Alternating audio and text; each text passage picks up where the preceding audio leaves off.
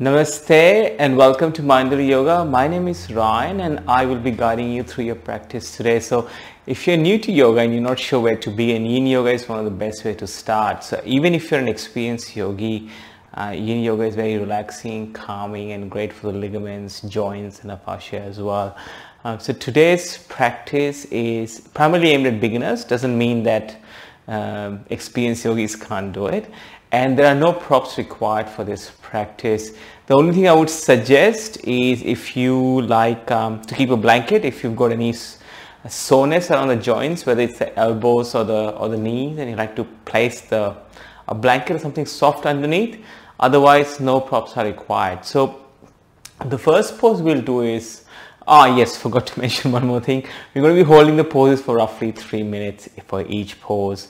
I like to do a longer practice where we do 5-minute holds as well, and I've got a couple of videos in my yin yoga playlist, so you can access them as well.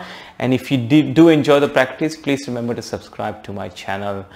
So we'll begin in child's pose. The first pose, bringing the big toes to touch, and knees can be as wide as the mat. When I say it can be, means it depends on your flexibility. So if you're not very open, you don't have to go as wide as the mat.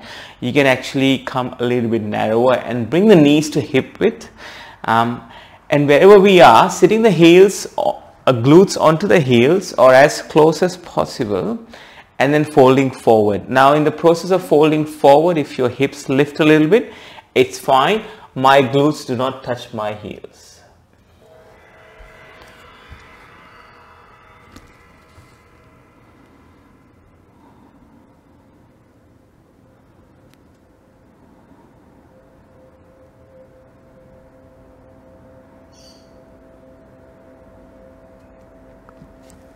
And as we fold forward, just resting the forehead on the mat, as well as the palms and the forearms.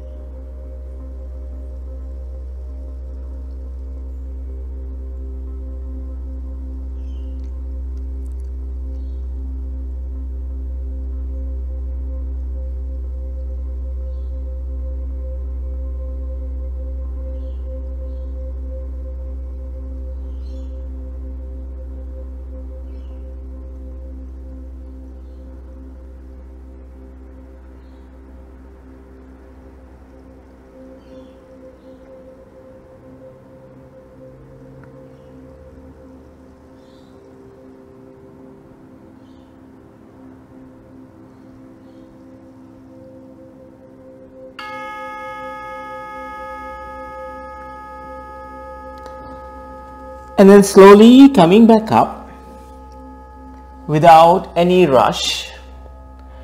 And from here we are going to go into a toe stretch. So what we're going to do is you're going to bring our knees together, or they can be hip width if it feels better. Then you have to take your legs at hip width as well, and then we lean forward.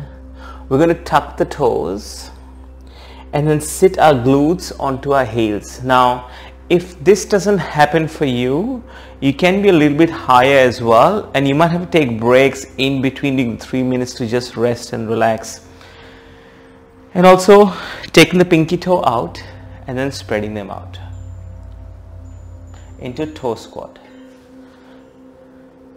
Hands can be placed on the thighs or anywhere else that they feel comfortable, and looking straight ahead.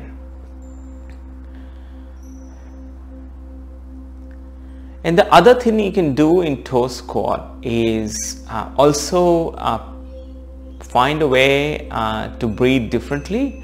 So if I teach in a studio here in Melbourne, Australia, I like to instruct my students to clench their fists gently and then inhale for the count of 6.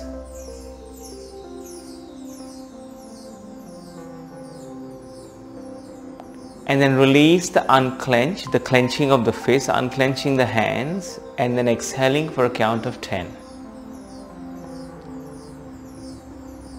So you can experiment with that or stay with a normal breath. And at any stage, if this gets too intense, just come back to child's pose, the pose that we did just earlier, and wait for me until we go into the next pose.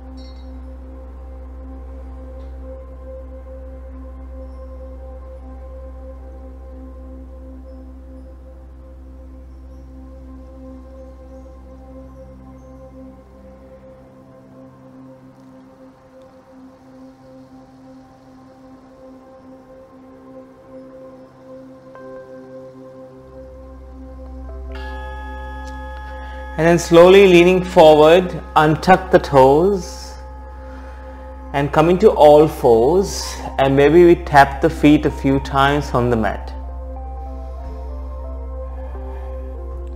And then coming to sit onto our bottom with our legs long, we're going to bring the left foot on the inside of the right leg and then placing the hands on either side of the right leg, beginning to walk our hands forward. Now, some of us are able to fold all the way down and walk the fingers closer to the ankles, and some of us can stay next to the shin or the calf, and that's okay. And if it feels good in your shoulders and your lower back, turn the palms towards the ceiling. So for me, I feel a certain level of tightness when I do this, so I prefer to have my palms on the mat. You choose what works for you.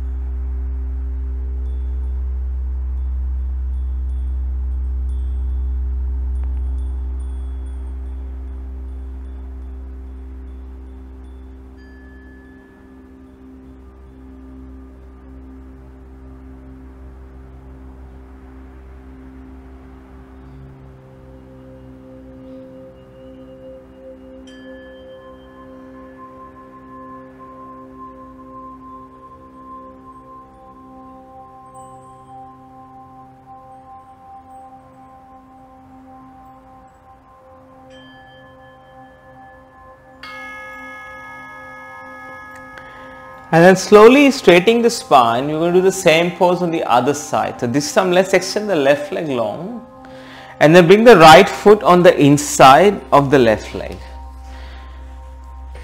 And then as we begin to fold forward, noticing how the body feels on this side compared to the other side. It's very good to make that mental note to build that awareness of our body and our breath together, which is one of the primary purposes of doing yoga and practicing yoga. And once we have awareness of our body, then we can make changes and then do something about it or work on specific things. So basically without awareness, nothing happens. So over here, yogis, on this side as well, you have the option. You can walk your hands forward or you can turn the palms towards the ceiling. It's up to you.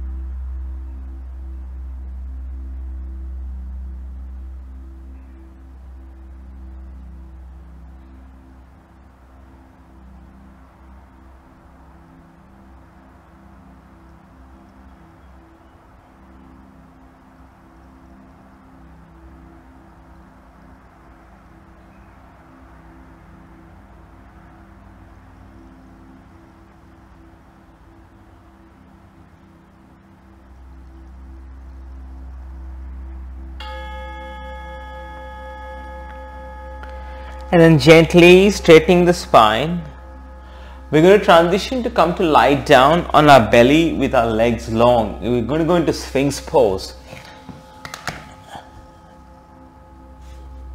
So bringing the elbows under the shoulders, forearms on the floor. So either your fingertips might be on the floor, on the mat, depending on where you finished up. And then as we come into Sphinx pose, we're going to press the tops of the feet into the mat and then draw the shoulders away from the ears.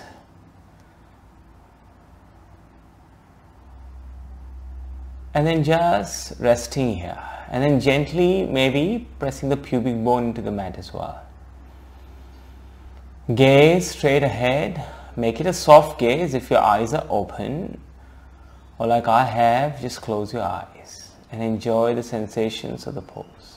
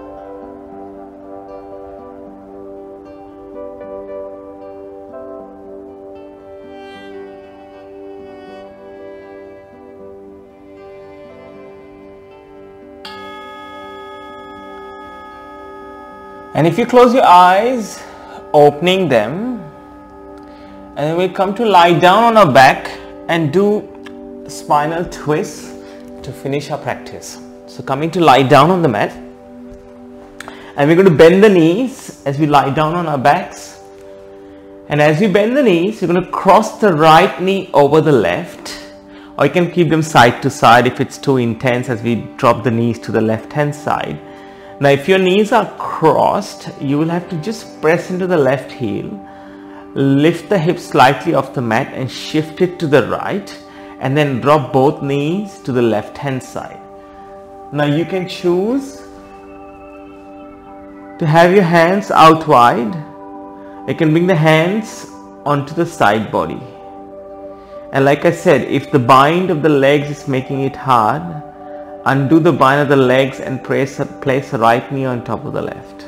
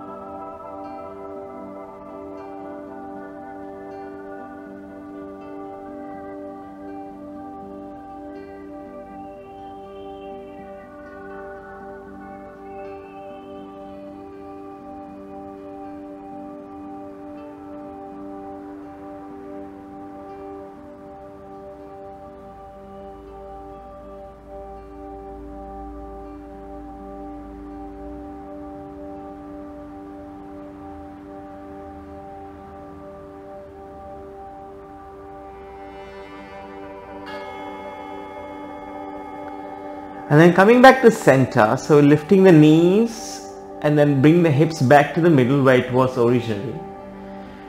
And then undo the bind, and this time we're going to place the left knee on top of the right, press into the right heel, lift the hip and then shift it to the left, and then drop both knees to the left hand side. Choose your position with the arms, and again if it's intense on this side for whatever reason, just undo the bind and place the left knee on top of the right.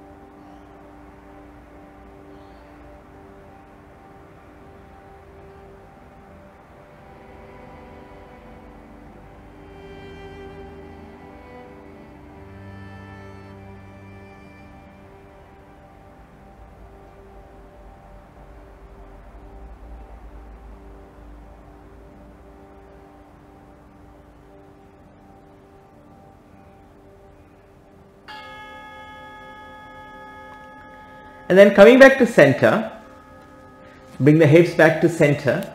We're going to extend the legs long, preparing for Shavasana or corpse pose, which is the final resting pose. And let the feet find the corners of the mat. Hands come to rest by your side. Palms face the ceiling. I will wake you up when it's time.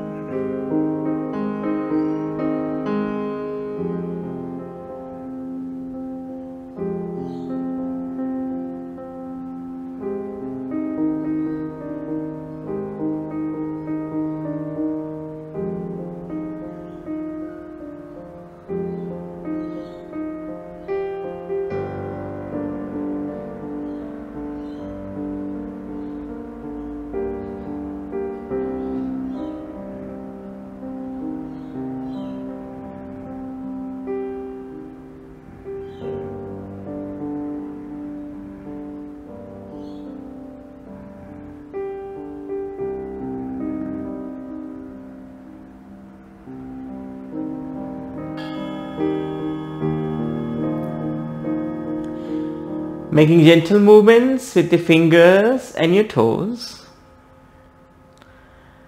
And then slowly rolling over to your favorite side, using your arm as a cushion under your ear. And then slowly, with your eyes closed, coming up into a seat. Bring the hands to heart center as the thumbs press against the sternum. One soft inhale, followed by one soft exhale.